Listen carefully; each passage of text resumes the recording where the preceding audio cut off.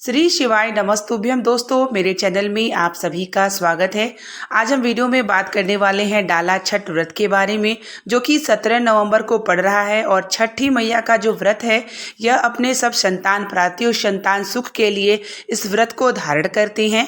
इस व्रत को सबसे पहले किसने किया था, छठी मैया कौन है, पूजा विधि क्या है, पूरी जानकारी हम इस वीडियो में आपको देने वाले हैं। वीडियो थोड़ी लंबी हो सकती है, लेकिन वीडियो आप अगर पूरे अंत तक देखेंगे तो आपको बहुत सारी डाला छठ की जानकारी व्रत की निश्चित ही प्राप्त होगी। तो आइए हम सबसे पहले बात कर लेते हैं कि छठी मैया कौन थी। छठी मैया के आपने देखा होगा कि जो कि बिहार उत्तरी भारत में डाला छठ का जो व्रत है, पूजन है, बहुत ही महात्म है और बड़े धूमधाम से मनाया जाता है। भगवान सूर्य के उगते हुए पूजन और डूबते हुए सूरज को जल में जाके पूजन किया जाता है और बड़ा कठिन व्रत होता है। संतान जिसको भी नहीं होता, संतान प्राप्ति के लिए, संतान सुख के लिए इस व्रत को धारण किया जाता है। तो आइए हम जानते हैं कि छठी मैया कौन है। देखिए, जो भी हम डाला छठ की पूजन करते हैं तो छठी मैया का वर्णन होता है, छठी मैया के नाम से पूजन किया जाता है। तो यह जो छठी मैया थी, ये इंद्र की पुत्री और सदानंद कार्तिकेय की पत्नी थी। देवसेना के नाम से इन्हें जाना जाता था। देवसेना का जो यह स्वरूप है, छठी मैया का स्वरूप है। इन्होंने अलग, इनका जब यह स्वरूप हुआ था तो यह डाला छठ यानी छठी मैया का स्वरूप हुआ था और इसी छठी मैया की हम सब पूजन करते हैं। सदानंद कार्तिकेय भगवान शिव के पुत्र हैं, गंगा माता से उत्पन्न पुत्र हैं और सदानंद कार्तिकेय की यह अर्धांगिनी थी। तो ये सभी लोग ने जान गया कि छठी मैया कौन थी। आइए हम जानते हैं इस व्रत को सबसे पहले किसने किया था। भगवान कृष्ण के पुत्र थे पद्म, जिनको काया का रोग लग चुका था। वह बहुत परेशान थे। भगवान कृष्ण ने कहा कि आप भगवान शिव के आराधना करें। तो उसके बाद उन्होंने को इंद्र ने बताया कि आपको काया का स्वरूप है और इसको अगर आपको सही करना है तो भगवान सूर्य की आप आराधना करें। इतने में इंद्र देवता बोलते हैं कि सूर्य की आराधना आप जो है सुबह का उगते हुए जल में जाकर के आपको आराधना करना चाहिए। इतने में इंद्र देवता की बात सुनते हुए वह जब आगे बढ़े तो उन्हें जो है ब्राह्मण मिले। उनसे उन्होंने बोला कि आप जो है छठ पड़ती है और छठी मतलब कि जो माता का स्वरूप है छठी मैया, यह आपको व्रत को धारण करेंगे। भगवान सूर्य की आराधना करने से काया का जो स्वरूप होता है वह समाप्त होता है। आपको 2 दिन तक, एक सुबह जो है उगते सुबह का जो है ब्रह्म मुहूर्त में आपको पूजन करना होगा, फिर आपको डूबते सूरज की पूजन करनी होगी। आपको गंगा जल यानी नदी, बावरी या सरोवर में आपको जाकर के जाना होगा, अपने शरीर के आधे दड़ को रख के, तब आपको सूर्य की आराधना करनी होगी और सूर्य की जो लालिमा है उसकी पूजन करनी होगी। इतने में पद्म ने अपना जो है पूजन शुरू किया, व्रत शुरू कर दिया। वो नदी के में जाके, बावली में जाके जो है आराधना भगवान सूर्य की करने लगे। जब वह सूर्य की आराधना करने लगे तो भगवान सूर्य ने प्रसन्न हुआ और जो है छठी मैया यानी देवसेना इंद्र की पुत्री, वो आशीर्वाद प्रदान करना शुरू कर दी कि हे पद्म, मैं तेरी पूजन से, मैं तेरे व्रत से बहुत ही प्रसन्न हूँ, तू वर मांग।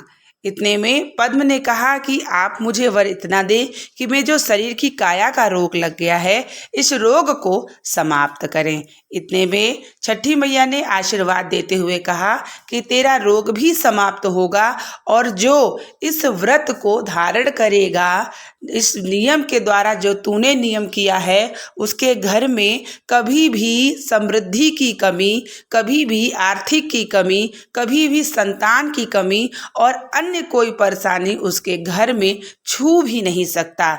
इतने में वहाँ पर जो है छठी मैया ने आशीर्वाद दे करके अर्तधान हो गई और पद्म का जो काया का स्वरूप जो था, जो कि उन्हें काया का स्वरूप लग गया था और वह धीरे धीरे अपने ही काया में आना शुरू हो गया और पूर्णतः वह स्वस्थ हो गए।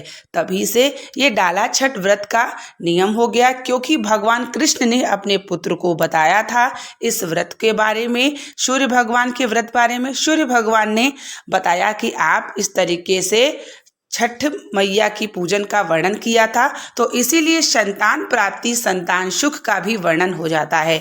इस व्रत को महिलाएं जो है व्रत को धारण करती हैं 2 दिन तक।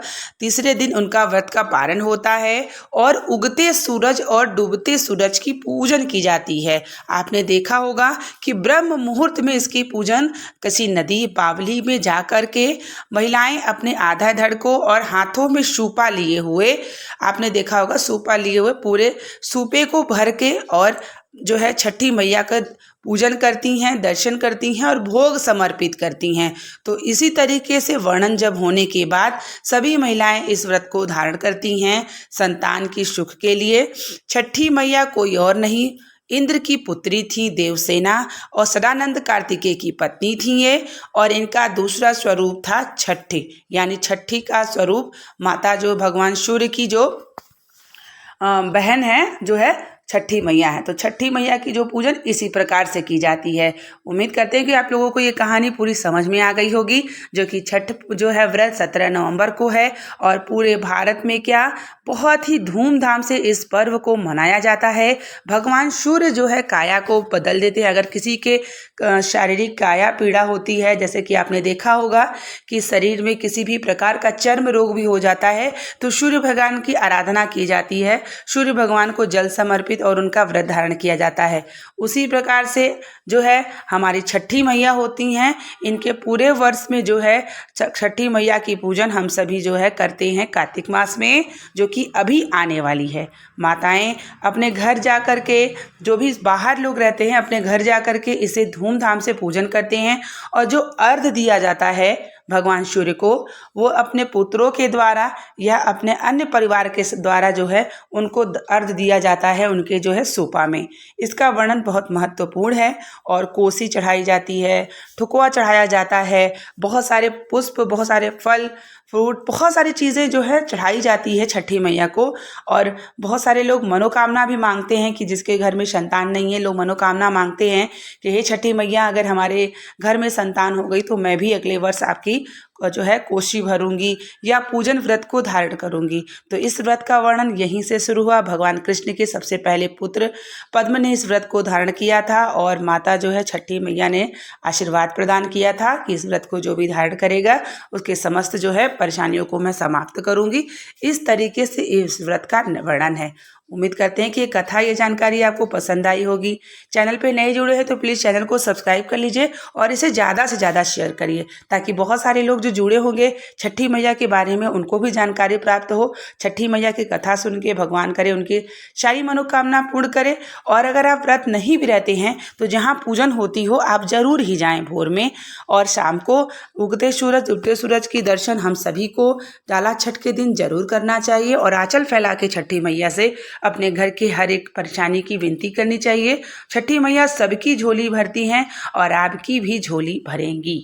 मिलते हैं नेक्स्ट वीडियो के साथ। तब तक के लिए आप लोग मेरे चैनल पर बने रहिएगा और हमें सपोर्ट करने के लिए बहुत सारा ढेर सारी आप लोगों को थैंक यू, धन्यवाद। मिलते हैं नेक्स्ट वीडियो के साथ। तब तक के लिए श्री शिवाय नमस्तुभ्यम।